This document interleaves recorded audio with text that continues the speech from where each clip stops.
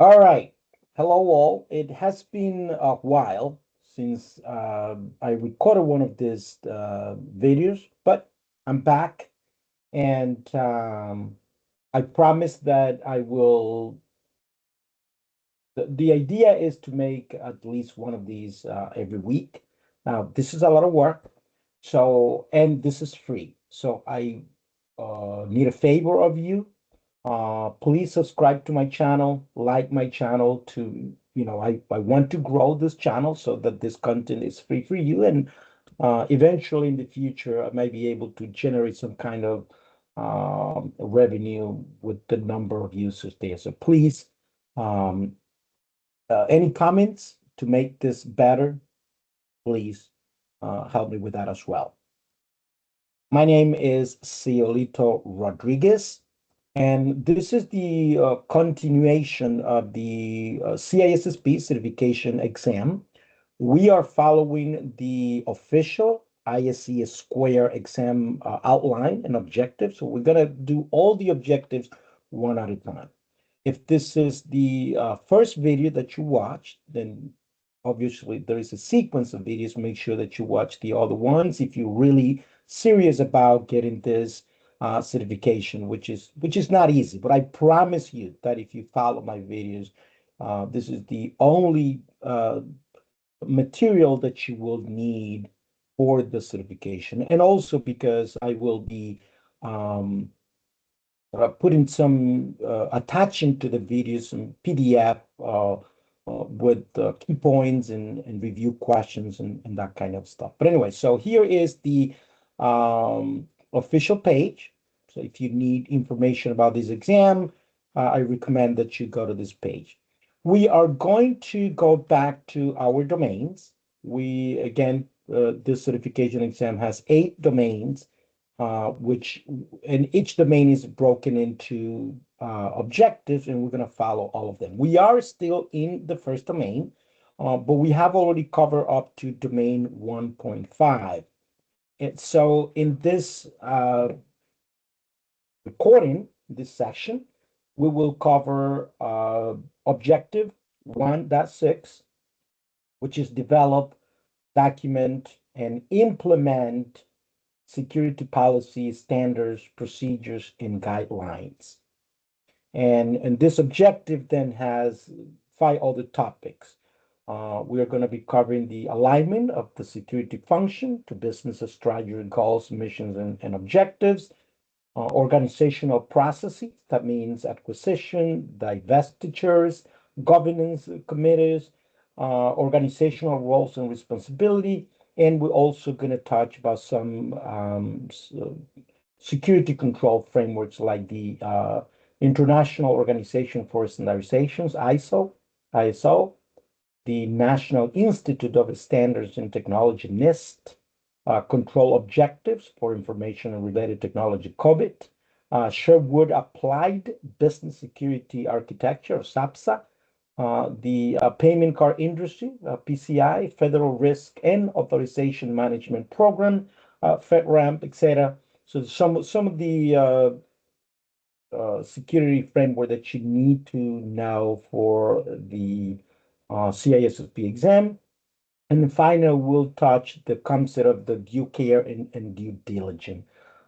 So those are the topics that we are going to cover in this certification exam. All right, so the first topic we're going to cover here.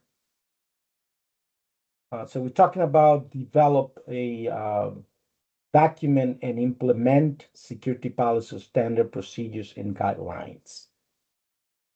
Developing, documenting, and implementing security policies, standards, procedures, and guidelines basically form the foundation of an organization's cybersecurity program.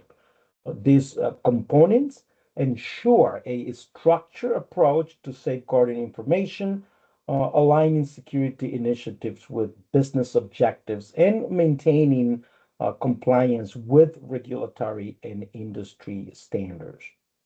So you need to understand those differences of, what each of these components are for the cybersecurity exam. The first one is the um, a security policy. So what is a security policy, right? Security policies are high-level documents that define an organization's security objectives and principles. And some of the key points, they establish the framework for protecting assets and ensuring compliance with laws and regulations. Policies are broad, they are enforceable, and they are or they should be supported by executive leadership. An example would be the unacceptable use policy, or AUP, that outlines permissible use of IT resources. And every company should have one of these. This should be one of the first policies that the company should implement. The second key term or concept that you need to understand here is security standards. The standards provide a specific requirements or rules to enforce policies. They ensure consistency and uniformity in implementing security measures. Some the standards are prescriptive, measurable, and so they're mandatory. That's what prescriptive basically means. Let's say that uh, a company established that all confidential email must be encrypted with 256-bit encryption, for example. Or let's say that a company establishes that all endpoints, Windows machines, must be upgraded to Windows 10 or Windows 11. So that's a standard. Or let's say that a company decides that they're just going to buy Dell laptops, a certain model, for whatever reason, right? So again, those are standards. You need to understand that. Notice that standards are more specific than a policy. So that's some of the things that you need to look for the exam. Another example would be the password complexity requirements, such as a minimum of 12 characters with mixed case numbers and symbols. That would be another standard. A procedure is a detailed, step-by-step instructions to carry out specific tasks. They guide employees on how to implement security controls effectively. Procedures are actionable, they are detailed, and role specific, right?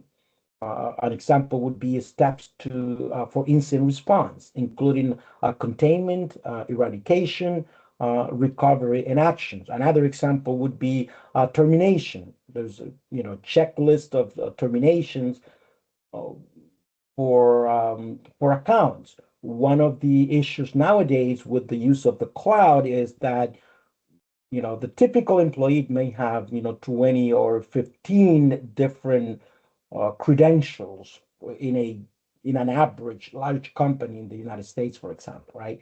And sometimes an employee it's gone, whether the employee is fired or the employee resigns, his or her position, and sometimes the main account is disabled, but because there are a lot of cloud resources, this employee may still have action to certain stuff. Imagine that an employee is in a Teams meeting and he learns within that team meeting that he has been disabled, he's gone, right?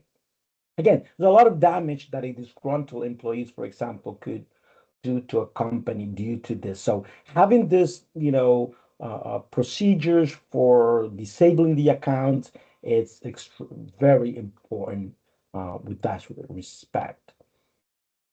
Security guidelines are recommendations or best practices to achieve security objectives. They provide flexibility in achieving compliance while offering general direction. Uh, Guidelines are advisory, they're optional, and adaptable.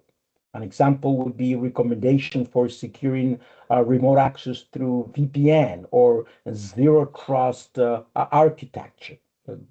They follow best practice. So you need to understand those differences in order to pass questions for the exam. Let's take a look at some implementation steps. One, define requirements. Assess the organizational needs and regulatory obligations. So you should start by there. You need to understand, as a cybersecurity professional, obviously you need to be familiar with the regulation. Not all companies are obviously created equal. Depending on the industry that your company is, some companies are more have more regulatory obligations than others, for example. But in either case, you need to identify risk and align security measures with business goals. That's the gold standard when it comes to this. Two, draft and review documents. So collaborate with the stakeholders to create policies, standards, procedures, and guidelines. Obviously, most companies you go in, they already have this policies and procedure. If you are hired in a new company, one of the first job as a security professional, if that is your role, of course, if you are the CISO, CIO, one of those management roles, one of your first steps should be to review the policies and procedures that the company uses and do some kind of a gap analysis to make sure where things can be improved. You must ensure clarity, relevance, and alignment with frameworks like the ISO 27001, NIST, COVID, or those are the main ones. The important thing here is to understand that you don't have to reinvent the wheels. So nobody creates a cybersecurity program from scratch. You got to start somewhere. Well, the job has been already done by this organization, so they have a baseline. So the ISO 27001 has a very nice baseline. You just build up on that, or you can take from NIST. Now, in the United States, NIST is very popular. Out of the United States, the ISO 27001, it's more popular, or common. But the matter of the fact is that almost all company takes from each of this, and then they create their own. So you kind of you are free.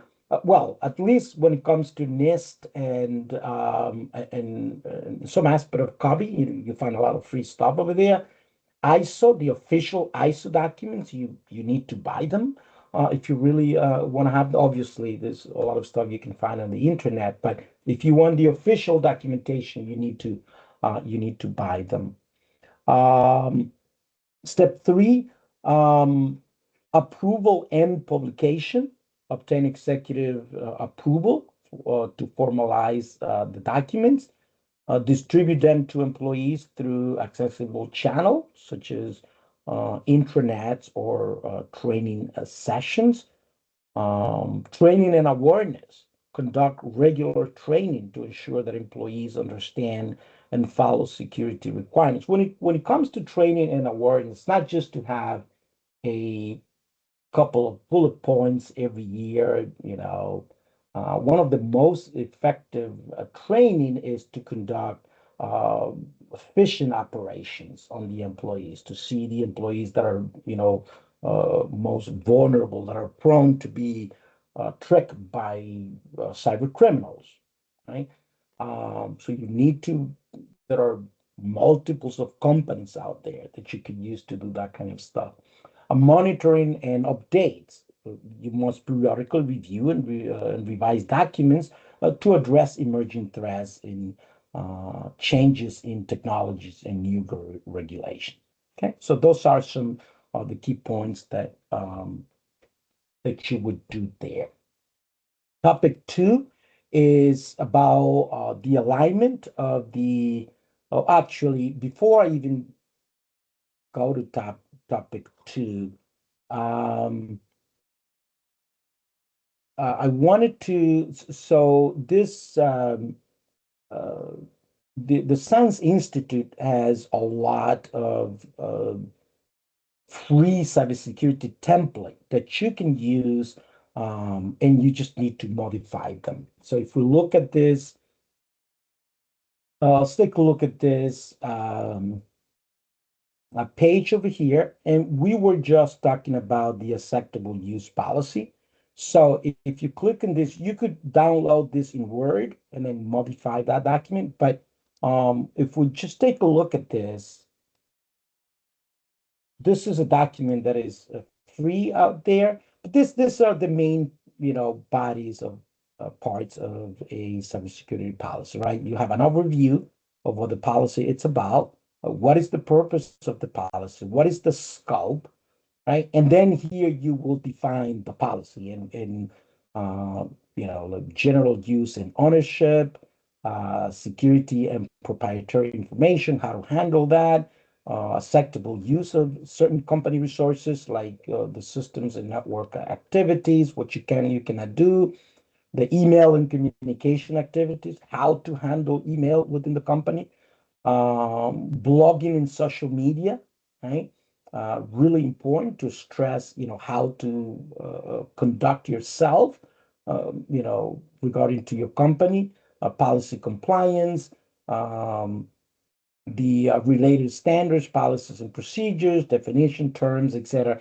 And again, in a revision history. So that revision history, when was it changed? Who's the responsible for this, right? And obviously, this policy must be approved by the executive team of the company. So the executive must uh, sign off on this and say, hey, yeah, this is acceptable, right? As a cybersecurity professional, depending on your role, you may contribute to this in some level. But again, really important to understand that. Going back to our um, next topic. So alignment of security function to business strategy, goals, missions, and objectives. What is this all about? Aligning the security function with an organization's business strategies, goals, missions, and objectives ensures that cybersecurity initiatives directly support the organization's overarching purpose and operational priorities. In today's world, where everything goes so fast, and cybersecurity is expensive, period, right? So you need to prioritize. You cannot do everything. It's impossible. No company has all the money, all the resources to do everything that they read on the news or that they are bombarded with cybersecurity services and products by vendors. So you need to prioritize, right? Based on your company goals, mission. This alignment fosters, obviously, collaboration, enhances organizational resilience, and optimize resource allocation to mitigate risk and to mitigate risk effectively.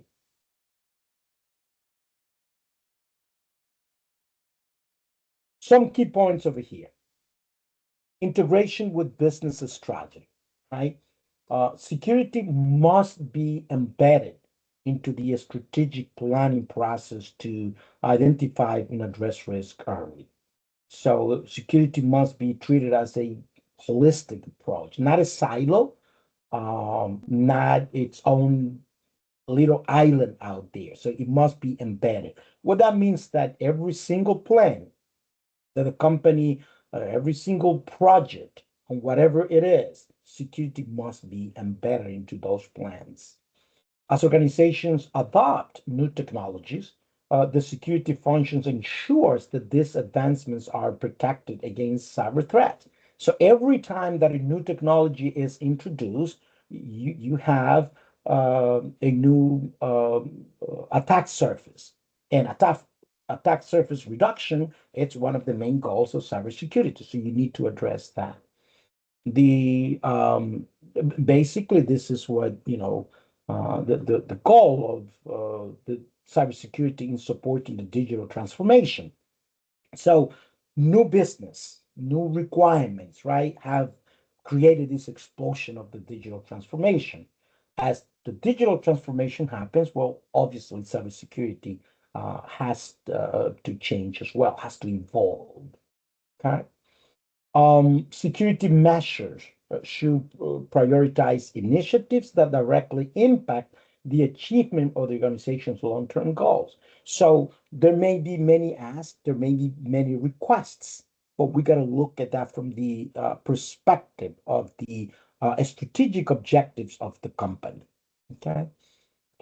Another important point over here is the alignment with business goals. Cybersecurity strategies should ensure uninterrupted operations of protecting critical processes and data. So, what is the operational continuity, right? In the At the beginning of this class, and almost through the whole class, we always talked about the three tenets of cybersecurity, right? The CIA triad that you will hear me mention so many times: confidentiality, integrity, and availability. So, availability is related to operational continuity, right? So, it's very, very close related to that. That's what it's all about. Um, Another key point over here is that implementing robust security builds trust, which supports goals related to customer satisfaction and retention. If those of you who probably have followed the news, a couple of months ago, there was a big incident uh, in a big cybersecurity company. Actually, I'm not going to make names of it, but there was a big things, and well, we shouldn't mention names. It doesn't really matter. But a lot of companies, Microsoft, right? Very huge company. Microsoft is involved in cybersecurity problem. Microsoft has been involved in scandals, right? With the uh, with hackings in China and that kind of stuff.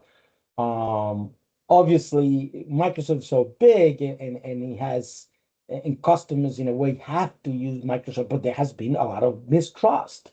As a matter of fact, the there was a meeting between the White House and Microsoft and other tech companies to address all this growing number of hacking that is happening in the United States, especially at the government level, to come up with solutions. So, in other words, it seems to be that nobody is safe, and you shouldn't trust anybody nowadays, right? So again, one of the main point of this is that customer trust is extremely important. So, and one of the key points of aligning business with business goals, it's implementing this robust cybersecurity measures to build trust, right? Regulatory compliance. Security programs should actually, the other company that I wanted to mention was CrowdStrike, which kind of went off my mind. Now, the incident with CrowdStrike was not that it was hacked or anything like that. It was an internal error, and they pushed, the run update that kind of brought down, thousands and thousands of devices. But again, if you think about it, when we talked about the CIA triad, that is a cybersecurity issue because we are talking about the availability. Cybersecurity incidents are not just related to an external entity come in and hacking your company. So if a service is out of business for whatever reason, that is related to the cybersecurity program. And again, a lot of customers mistrust with a CrowdStrike incident, and they lost millions and millions of dollars. They, I don't recall that they were fined, but they had to go to Congress and testify.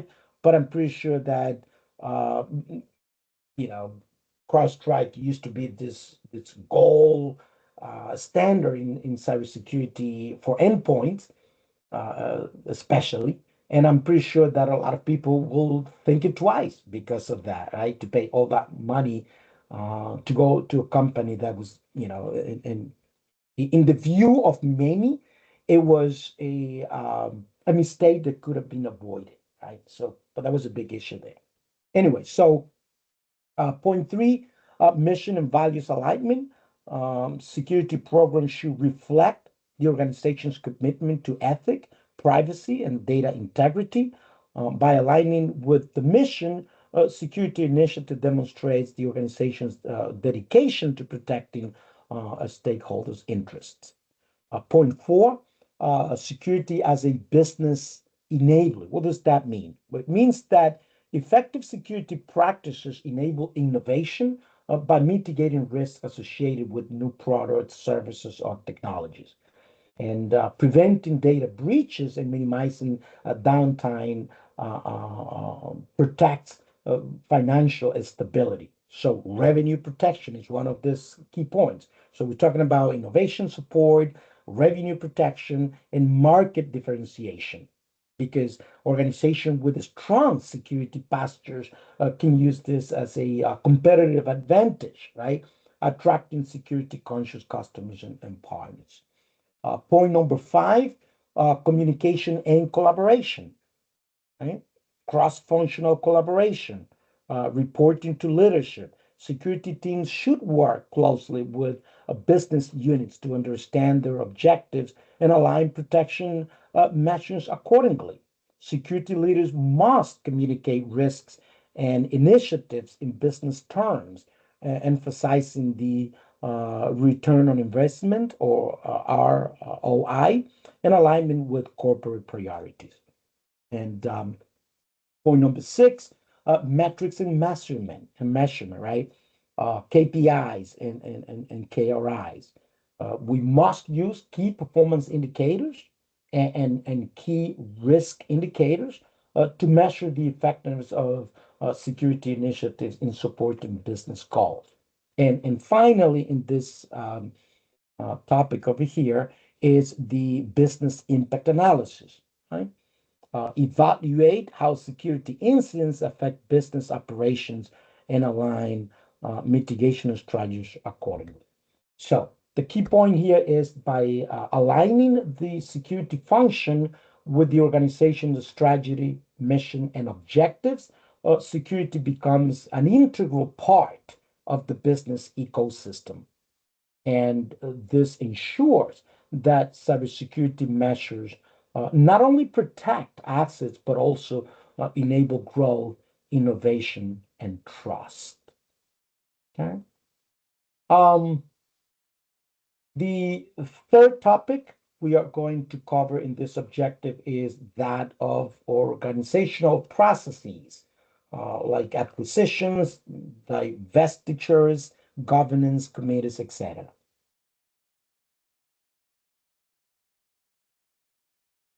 Organizational processes play a critical role in integrating the security function with an organization's operations. These processes, such as acquisitions, divestitures, and governance committees, require a specific security considerations to ensure the risks are first identified, they are managed, and mitigated effectively while supporting business objectives. Okay? One of the key point here in when it comes to acquisitions, right? When an organization acquires another entity, cybersecurity is a critical part of the due diligence and integration process. A big example of this was the Marriott hotel, change of hotels, which has been hacked many times. And some of those hacks, one of them at least, was related to the Marriott hotel acquired a lot of other smaller change of hotels, and they did not do an appropriate due diligence in some of those, and that caused some cybersecurity breach. You can look it up in Google Again, but when these companies acquire new companies, part of the exercise of acquiring this company is to actually make sure that they are not going to introduce security. Obviously, there are going to be new security risks, but you got to do your part to make sure that you minimize those risks, right? So 3 points in point over here are the pre-acquisition due diligence, integration phase, and common risks. So you must assess, or the company must assess, the cybersecurity posture of the target organization, including vulnerabilities, compliance gaps, and incident history. They must identify risk related to inherited systems, data, and intellectual property. They must align the acquired entity security policies and procedure with the parent organization framework, secure data transfers, and assess compatibility of IT systems. Okay, this is really important. And also legacy systems with outdated security controls. You may acquire a company without realizing that that company has a lot of legacy systems that are with outdated security controls that could put your company at risk. Because when you acquire a company, there got to be some integration. You got to connect your company to that old company, and then that connection, that integration, whether it is physical or just due to business processes, that will create increase your risks. Right? Sometimes there are many hidden data breaches or regulatory violations that if you don't do, a well-conducted due diligence, so you may miss those things.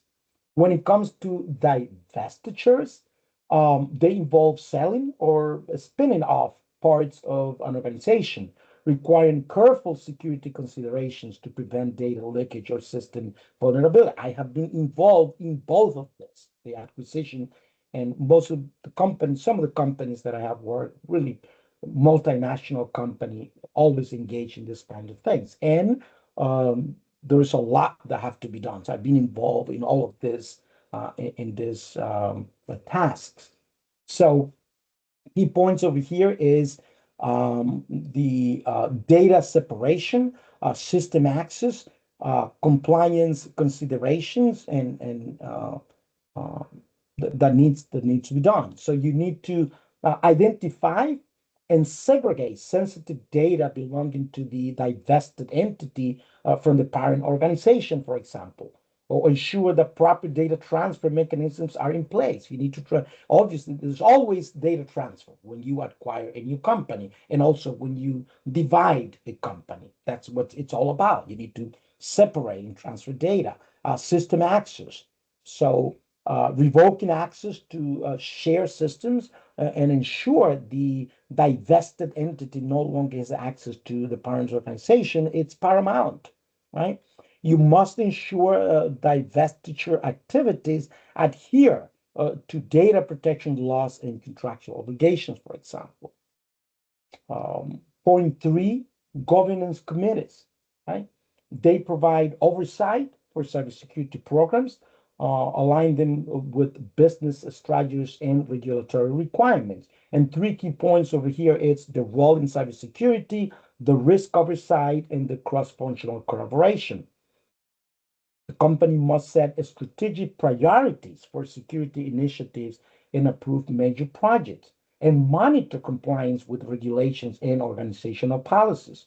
Also, evaluate and address enterprise risks, including cyber risk, through regular reporting and review. Ensure accountability across departments for maintaining security controls, and involve stakeholders from IT, legal, compliance, business units, other business units, right, to ensure a comprehensive oversight. When it comes to security consideration in organizational processes, three key points, actually four, are risk assessments, policies and procedures, training and awareness, and technology integration, right? The company must conduct regular risk assessment during the acquisition, the divestitures, and other key processes. to identify potential threats and vulnerabilities, develop and enforce policies tailored to these processes to ensure consistent security practices, train employees involved in acquisitions and divestitures on a specific security risk and protocols. Also leverage tools for secure data sharing, risk monitoring, and policy enforcement during these transitions. Point 6.4, organizational roles and responsibility. Um, you must clearly base organization clearly defining organizational roles and responsibility is critical for ensuring a structured and accountable approach to cybersecurity. Most companies do this, but still there are some companies that need to separate their RT operation from cybersecurity. Some executive leadership, obviously, the CEO, the CFO, um, security leadership like the CISO, the CIO, those are some of the roles. IT and security teams, security operations center or SOC analysts, etc. So it all depends on the company.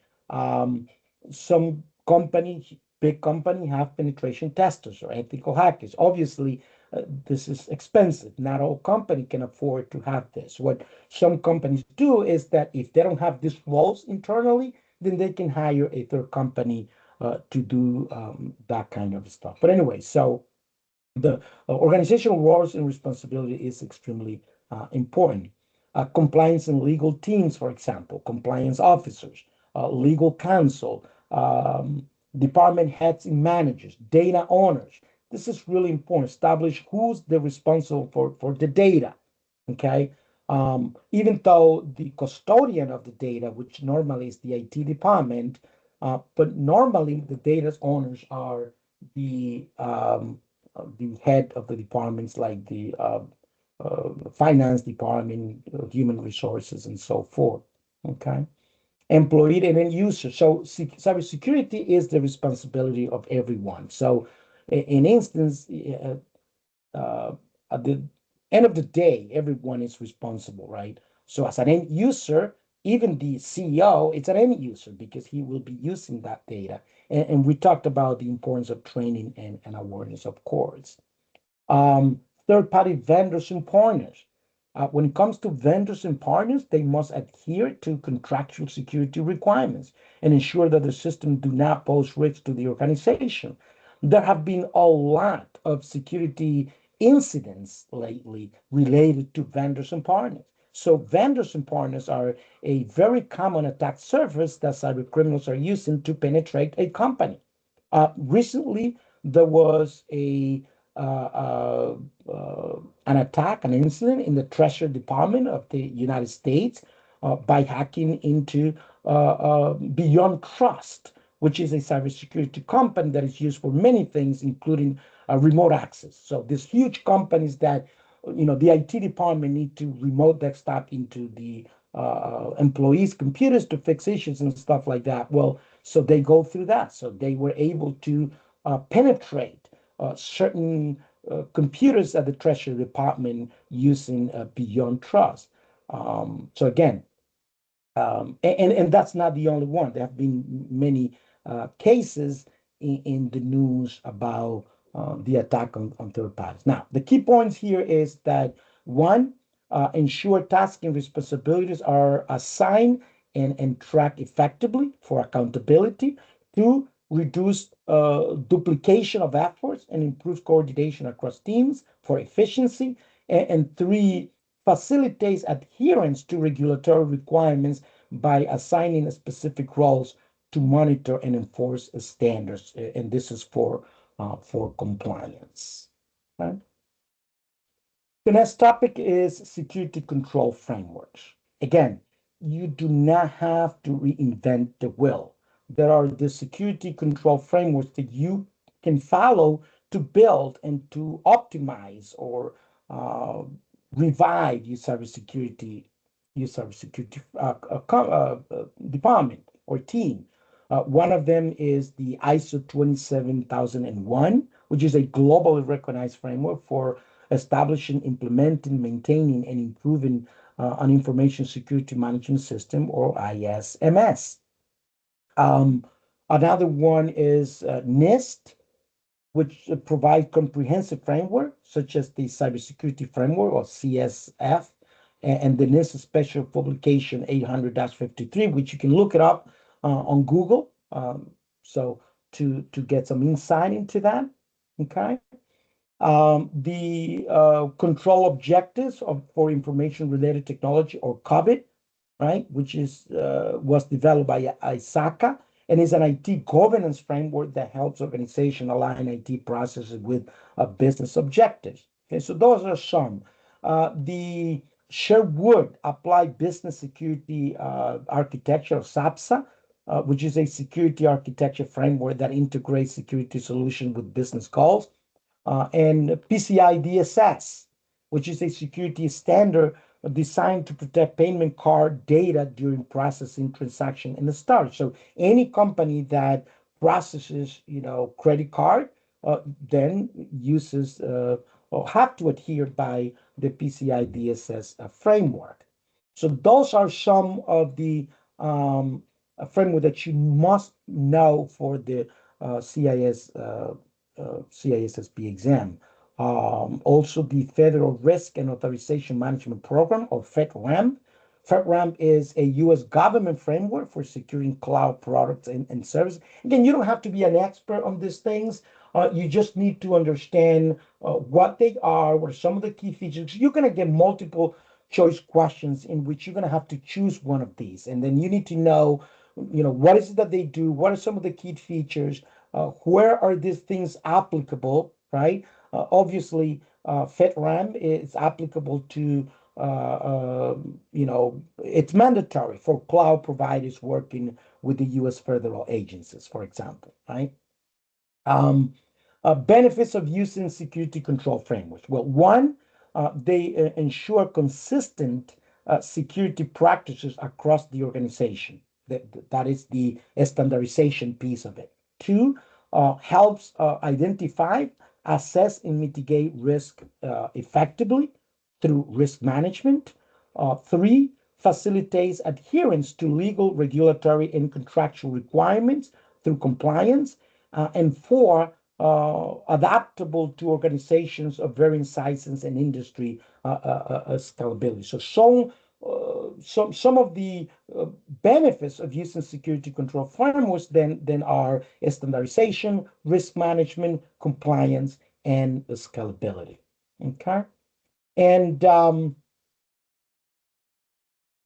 right, so finally on this, so we got some review questions and answers, but finally on this objective is the concept of due care and due diligence. Okay, this concept could be confusing, and I remember when I took my exam that there were several questions about this, and I was really confused in the question to which one is which, right? But anyway, so you must clearly understand the difference between these two. So due care, again, and due diligence are uh, fundamental principles in cybersecurity and risk management. They refer to the organization responsibility to protect its assets, ensure compliance, and mitigate risk through proper actions and oversight. Those are the key points. So understanding these concepts helps organizations maintain a strong security posture while demonstrating accountability. And for security professionals that are pursuing the CISSP or any other cybersecurity exam, well, obviously, you must understand this to pass those questions. So, due care. Due care refers to the actions that an organization actively takes to protect its assets and manage risk.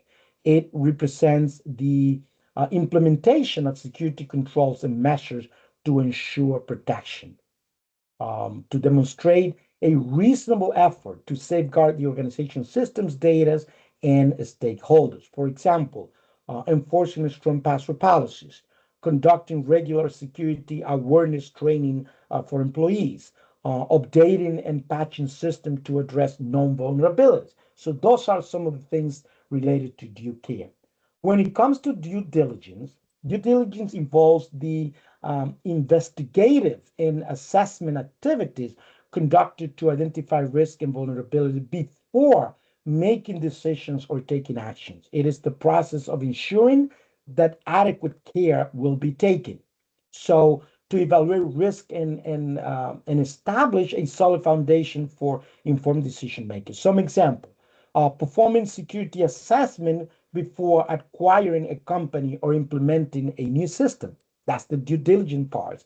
Reviewing vendor security policies and practices before entering into a contract, or conducting risk assessment and audits to identify gaps in the security framework. Okay. So here it's a chart with some of the key differences, so that you are clear about for the exam.